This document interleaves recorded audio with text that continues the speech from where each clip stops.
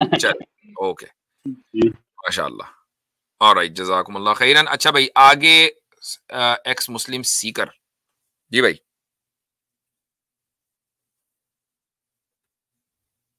बोले भाई। बोले भाई, या कुछ तैयारी कर रहे हैं? दवाल नदाफ, पता नहीं क्या नाम है। जी भाई,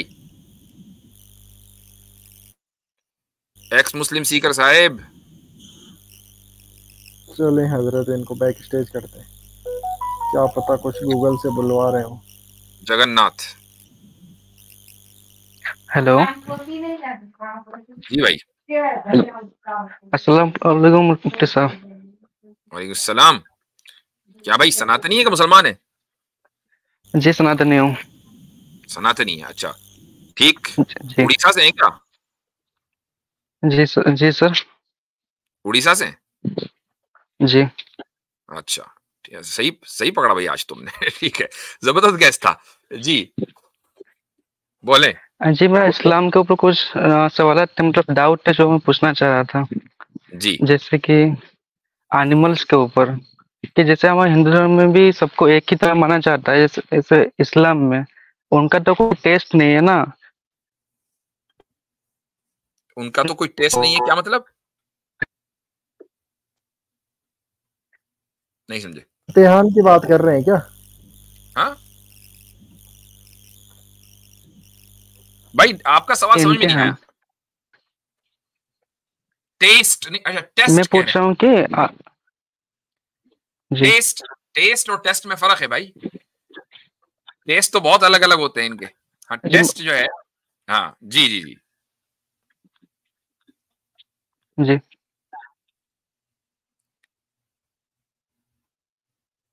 जी बोले बोले बोले, सवाल करें अपना, मुकम्मल रखिए। नहीं समझ में आ रहा भाई, नहीं समझ में आ रहा है। जगन्नाथ भाई, आप दोबारा से ज्वाइन कर लीजिए, आपके नेटवर्क इशू है शायद। दोबारा देख लें भाई, एक्स मुस्लिम सीकर। आपकी आवाज नहीं आ रही है। आपने अपने आप को अनम्यूट तो कर लिया है, हमें दिख रहा है, लेकिन आपकी आवाज नहीं आ रही है। मेरे ख्याल से आपका माइक कनेक्टेड नहीं है, कुछ चक्कर है। तो एक मरतबा माइक अपना कनेक्ट कर लें, और उसके बाद फिर दोबारा आपको लेते हैं। अभी आपको बैक स्टेज कर रहे हैं।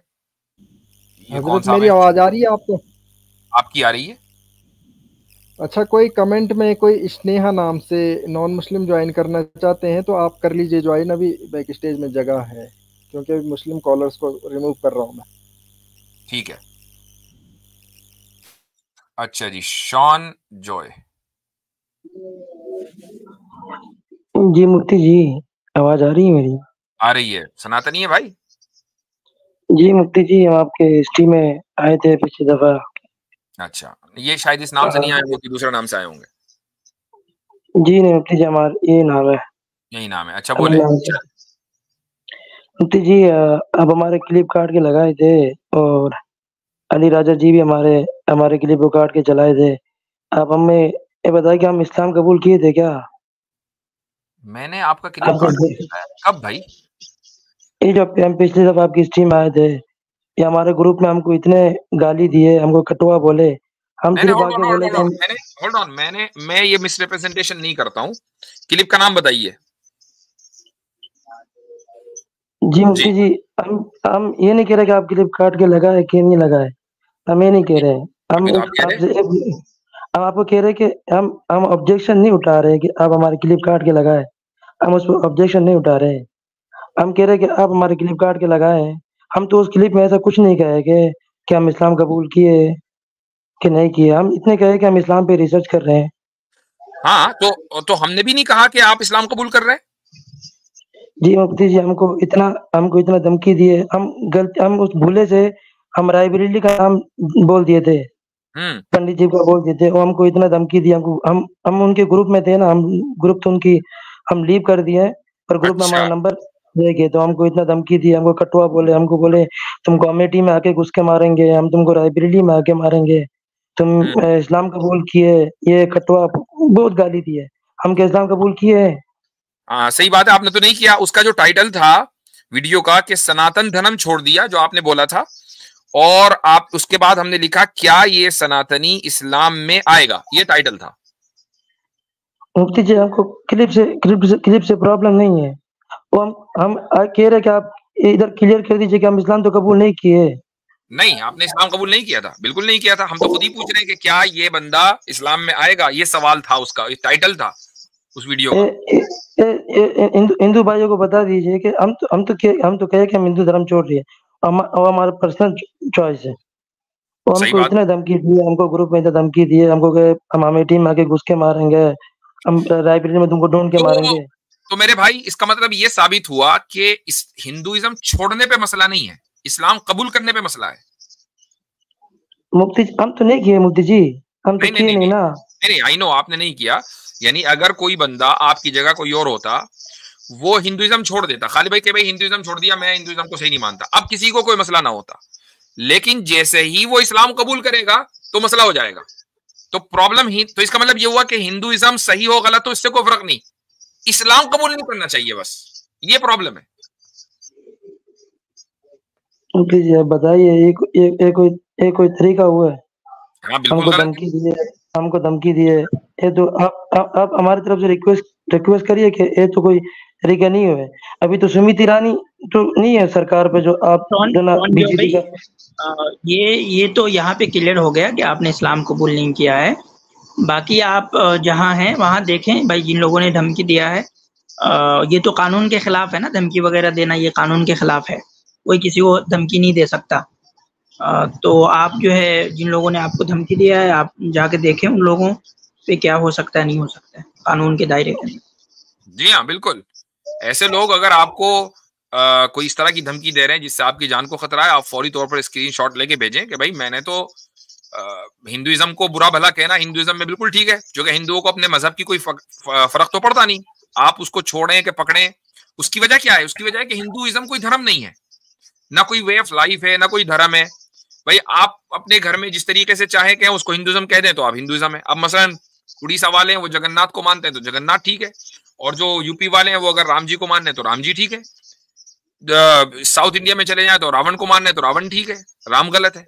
और नॉर्थ वाले अगर राम को मानने और रावण को गलत करें तो रावण गलत है और राम ठीक है। तो कुछ यानी कुछ तय नहीं है, और उसको कहते हैं कि नहीं हमारे यहाँ कोई किताब नहीं है, आप चाहे अपनी मर्जी से चाहे जो करो। ये जो अपनी मर्जी से चाहे जो करो उसको कोई धर्म नहीं कहा जाता, वो कल्ट होता है। तो इसलिए उसको छोड़ने पे किसी को कोई मसला नहीं होता। हाँ, जैसे ही आप सीधे रास्ते पे चलने लगते हैं तो फौरन लोगों को मसला शुरू हो जाता है, ये बहुत गलत है और इस पर जो है रोक लगनी चाहिए। और मैं समझता हूं कि मैं तमाम हिंदू भाइयों से अपील करूंगा कि थोड़ा सा अपने आप को इंटेलेक्चुअली ग्रो करें और एथिकली ग्रो करें, यानी अखलाकी एतबार से, अकली एतबार से ग्रो करके इस लेवल पर पहुंचे कि आप मुसलमानों से कम बराबरी का तो डिबेट कर सकें। तो होता क्या है कि बराबरी की डिबेट आप चूंकि नहीं कर पाते तो फिर आप इस तरह की धमकियों का और लिंचिंग का सहारा लेते हैं, तो that is not right. Modi ji हम इन्वेस्टिगेशन भी करवा सकते हैं, लेकिन हम नहीं करवाएंगे। हम इन्वेस्टिगेशन करवाएंगे तो फिर हमारे मॉम डैड को भी पता लग जाएगा धर्म छोड़ दिया है, आपकी मर्जी है, लेकिन आज आपने आगे क्लियर कर दिया। चले, इसलिए हम कुछ नहीं बोल रहे, हम इसलिए आपसे रिक्वेस्ट करवा रहे कि इनको बोल दीजिए कि ये कोई तरीका नहीं हुआ। आपको धर्म हमको पसंद नहीं है, वो आपने बोल दिया, हमने भी बोल दिया, लेकिन अब आप एक बात जाते जाते सुन लीजिए, लास्ट बात, और उसके बाद आपकी मर्जी है। वो ये है कि देखें, धमकी दें न दें आपकी अपनी लाइफ है और आपको एक दिन मरना है। इनकी धमकी के बाद मरे कि धमकी के बगैर मरे। इसलिए यह जरूरी है कि एक इंसान को अगर सच्चा रास्ता, सीधा रास्ता नजर आ रहा है तो उस सीधे रास्ते पर चले बगैर किसी खौफ के और बगैर किसी डर के। हाँ, आप ऐलान ना करें पब्लिक में, वो अलग मसला है, वो आपकी पर्सनल चॉइस है। लेकिन अगर आप ये समझ रहे हैं कि नहीं जी इस्लाम सीधा रास्ता है, लेकिन चूंकि ये लोग धमकी दे रहे हैं इसलिए मैं नहीं चलूंगा, तो फिर आप अपने साथ जुल्म कर रहे हैं, वो जुल्म कभी ना कीजिएगा। That's all from my side. ठीक है, चलें। नहीं मुफ्ती जी हम सोचे थे कि हम इस्लाम का जब हमको धमकी दिए, हमारे जो मित्र हैं मुस्लिम हैं, हम उनसे बात किए कि हम इस्लाम कबूल कर लेंगे। वो हमको बोले कि तुम्हारे ये गुस्से में या तुम्हारे जज्बात में, और जज्बात ऐसा कुछ बोले टर्म्स यूज किए वो, हाँ। कि इसमें इस्लाम तुम्हारा कबूल नहीं होंगे। हाँ सही इस्लाम है, कबूल ठीक नहीं है, होंगे ये बात भी सही है, और आप करें तो दिल से करें।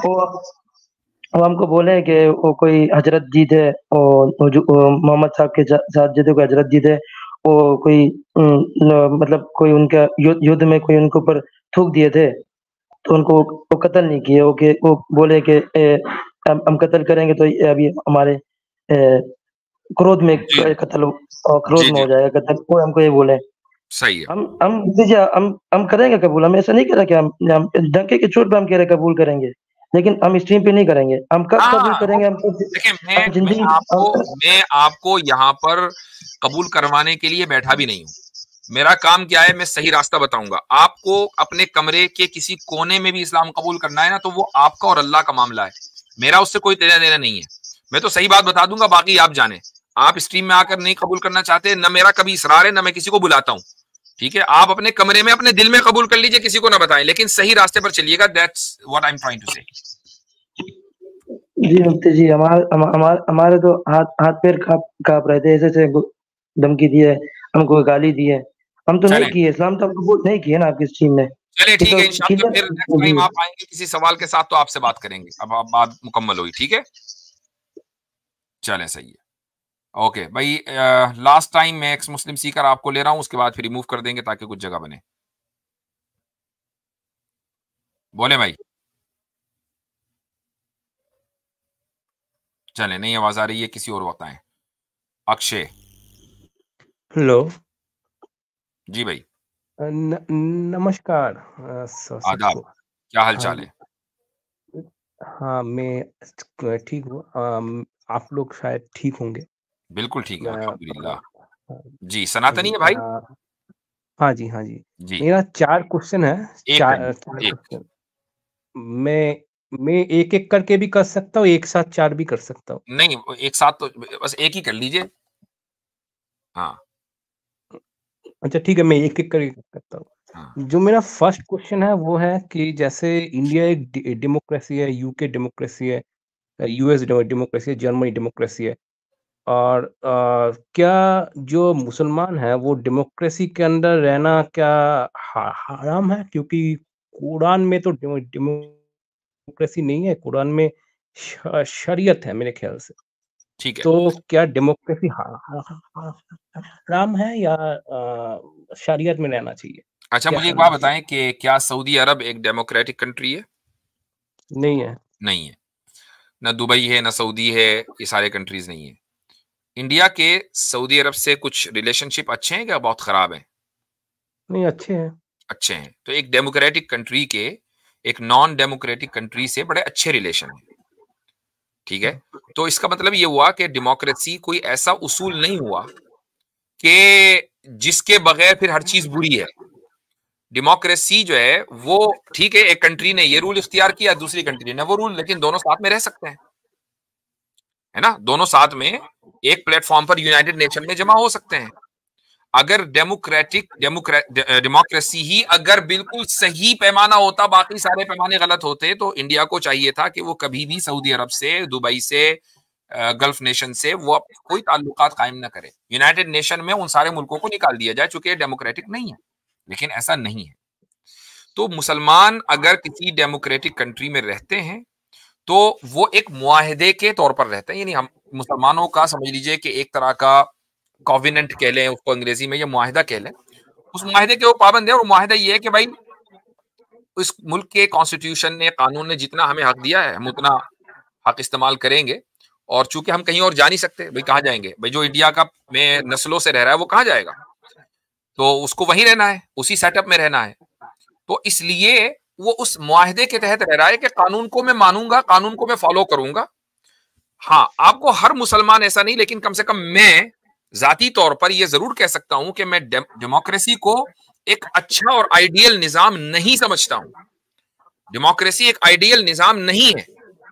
अगर डेमोक्रेसी एक आइडियल निजाम होता तो आप देखें कि 1.2 या 3 ट्रिलियन रुपीस लगाकर एक इलेक्शन, तकरीबन 1.5-2 महीने का एक हंगामा मुल्क में हुआ इंडिया में। नतीजा क्या निकला भाई?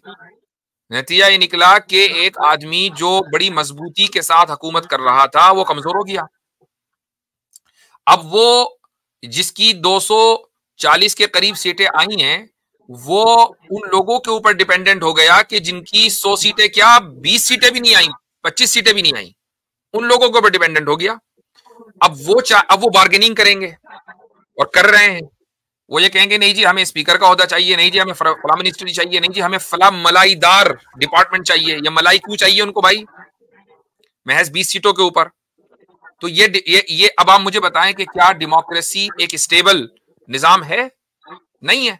एक अच्छे खासे मजबूत आदमी को कमजोर कर दिया ना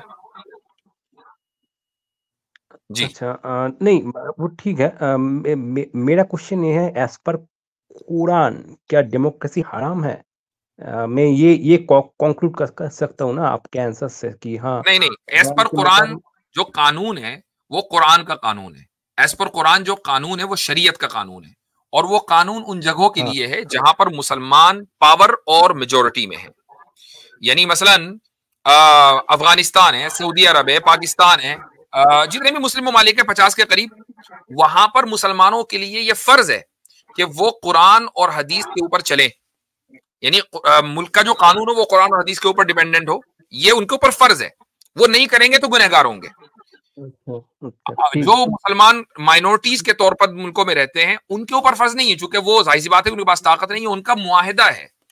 ये ऐसा ही है कि मसलन मान लें मैं आपके घर में किराएदार हूं, एक मिसाल दे रहा हूं, हालांकि मुसलमान ये भी मान लें कि वो मुल्क में किराएदार के तौर पर नहीं है, लेकिन मैं आपको समझाने के लिए बता रहा हूं। मैं एक किराएदार हूं आपका।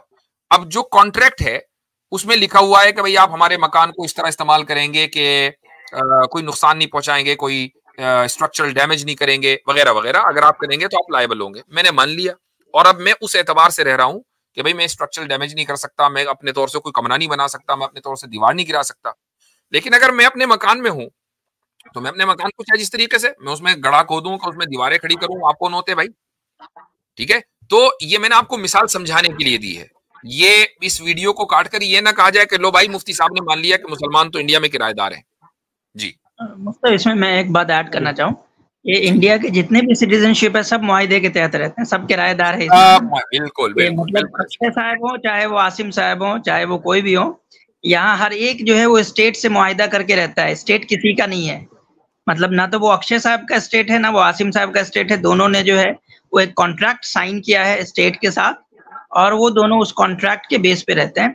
तो डेमोक्रेसी के अंदर जो है, जो यानी कि जो सेटअप होता है डेमोक्रेटिक नेशंस का, और जो नेशन स्टेट का जो सेटअप है उसके अंदर हर इंडिविजुअल जो है वो एक कॉन्ट्रैक्ट में रह रहा होता है स्टेट के साथ।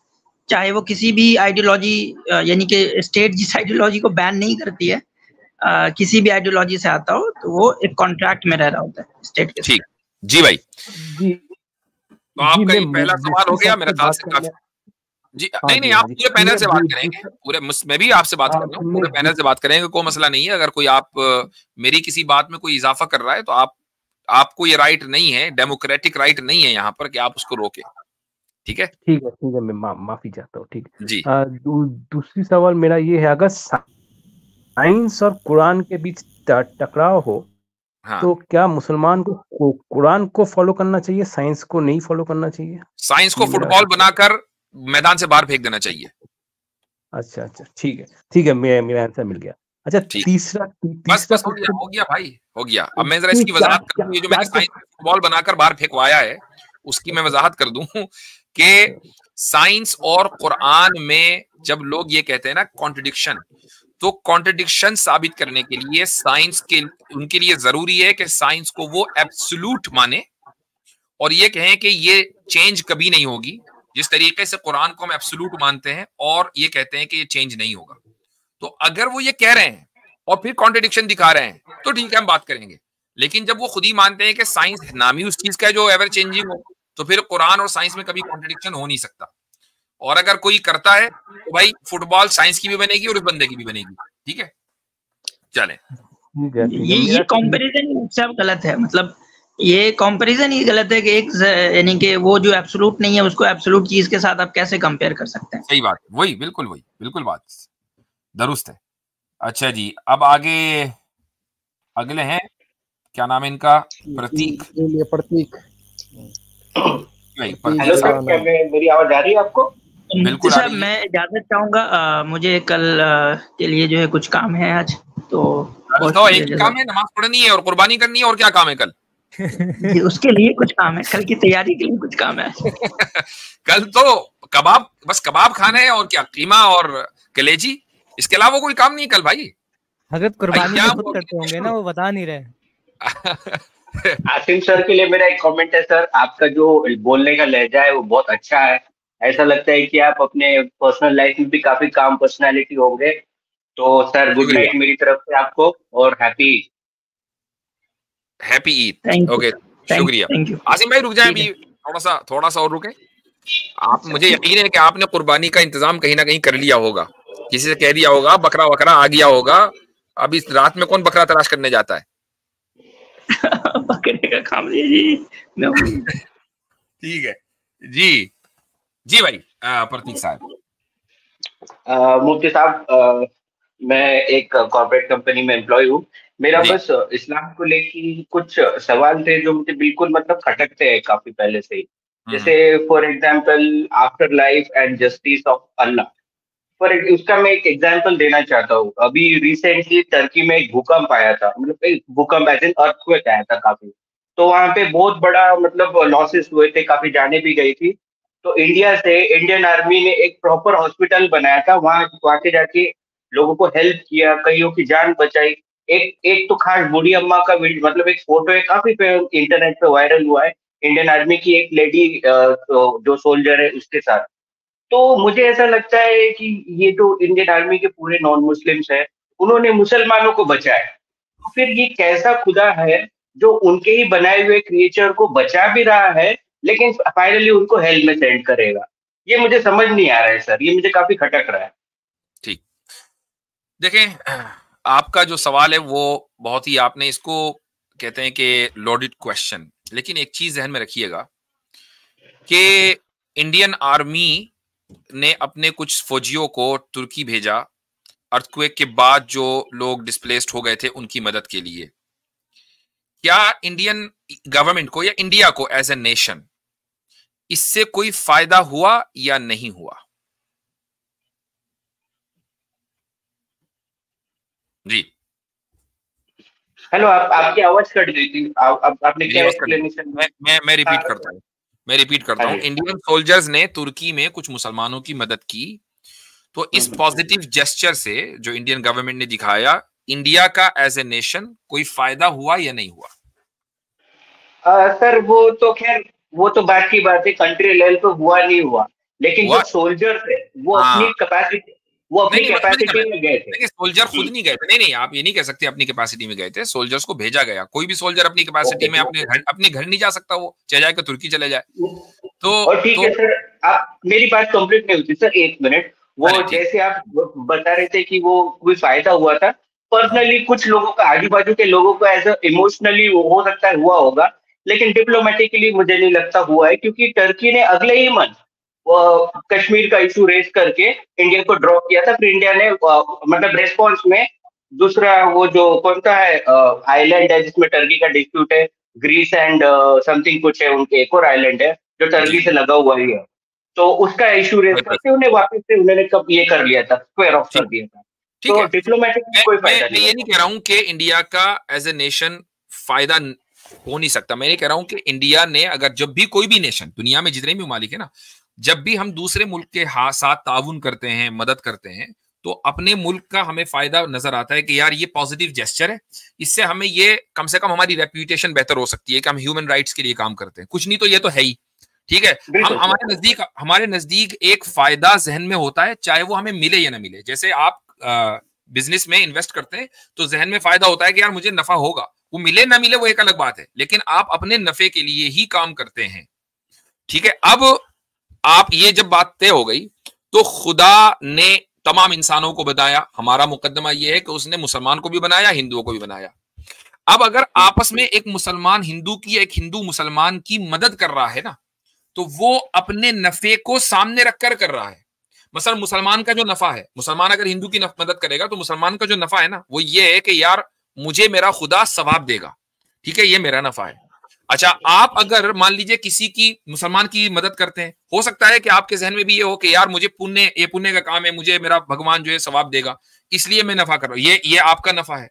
या ये कि आप एज ए नेशन कोई मदद कर रहे हैं किसी दूसरे नेशन की, तब भी आपके जहन में नफा होती है, जहन में होता ही बात कि यार हमें एज ए नेशन फायदा होगा, प्रॉफिट होगा आगे चलकर। तो हम अपने अपने जाती मकसद के लिए आपस में एक दूसरे की मदद करते हैं।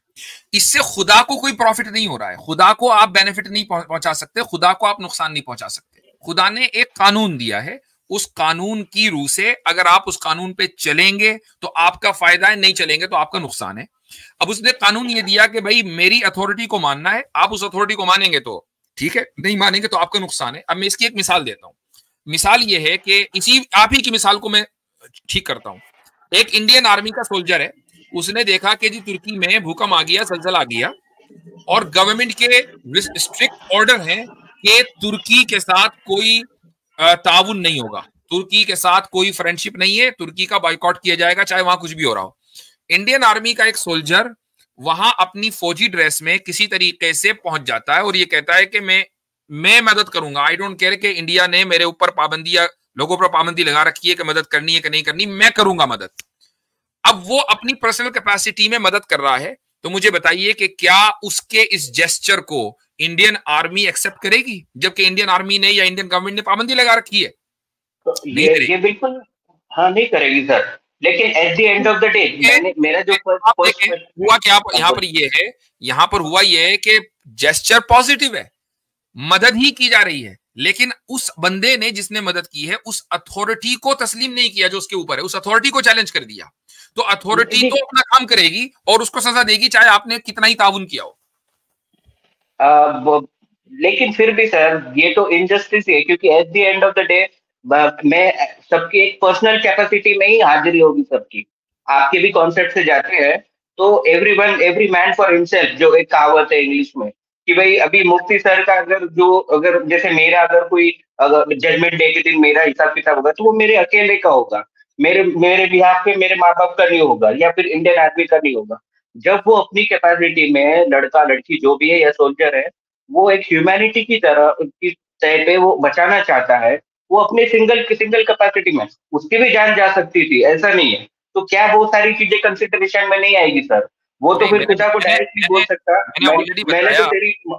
मैंने ऑलरेडी बताया, इसका जवाब ऑलरेडी हो चुका कि उस लड़के लड़की ने, जो भी सोल्जर था, आई डोंट नो कि वो मैंने तस्वीर चुके नहीं देखी इसलिए मैं उसको रिकॉल नहीं कर पा रहा हूं, तो उसने जो भी काम किया वो इंडियन अथॉरिटी, गवर्नमेंट की अथॉरिटी को मानते हुए किया। लिहाजा आप ये कह रहे हैं कि यार ये तो बड़ा अच्छा काम हुआ, बहुत अच्छा काम हुआ, मैं उससे मना नहीं कर रहा हूं, लेकिन उसने एक मुल्क की अथॉरिटी को तस्लीम किया। किस मुल्क की अथॉरिटी को? इंडिया को भी और तुर्की को भी। तुर्की में जाकर कानून को नहीं तोड़ा, कानून के मुताबिक काम किया। एक आदमी खुदा की जमीन में रहकर खुदा की अथॉरिटी को नहीं मान रहा है और ये कह रहा है मैं तो बहुत अच्छा काम कर रहा हूं, तो लिहाजा इट डजंट मैटर कि अगर मैं अथॉरिटी को तस्लीम ना करूं। आप जो है कॉर्पोरेट कंपनी में काम करते हैं, आपकी क्या पोजीशन है मेरे भाई? Senior analyst. आप सीनियर एनालिसिस्ट हैं। आपके एनालिसिस की बुनियाद पर कंपनी जो है इन्वेस्ट वगैरह करती होगी, ठीक है? राइट, करेक्ट, ठीक है। अब आप बोर्ड की अथॉरिटी को नहीं मानते, आप ये कहते हैं मैंने ये एनालाइज कर दिया है और मैंने जो है बोल दिया कंपनी इन्वेस्ट करेगी फला जगह, बोर्ड जाए भाड़ में, बोर्ड की आप अथॉरिटी को मानते ही नहीं है। तो भाई आप चाहे प्रॉफिट दे भी देना, बोर्ड आपको फायर कर देगा कि आपने हमारी अथॉरिटी के ऊपर सवाल कैसे उठा लिया, मालिक तो हमें। नहीं, वो बात तो सही है आपकी, बस वही बात ये तो मेरा यही बोलने का मतलब। प्रतीक भाई आप कॉर्पोरेट में काम करते हैं ना, आप कॉर्पोरेट में काम करते हैं? हाँ राइट, ठीक, कंपनी में। हाँ, तो आपके यहाँ कंप्लाइंस होते हैं, कंप्लाइंस पॉलिसीज होती है, बिल्कुल होती है। आप जो है सारा काम करें, आप मतलब प्रोडक्शन का जो भी काम है सारा काम करें, लेकिन आप कंप्लाइंस को ब्रीच करेंगे, क्या वो आपको टर्मिनेट करेगा या नहीं करेगा कंपनी से? एटलीस्ट कम से कम वार्निंग तो देगा।